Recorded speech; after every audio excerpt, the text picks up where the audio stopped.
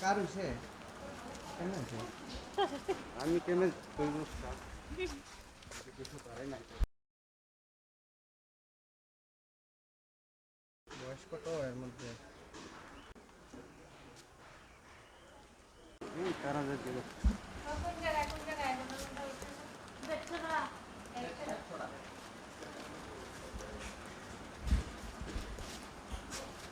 কার হইছে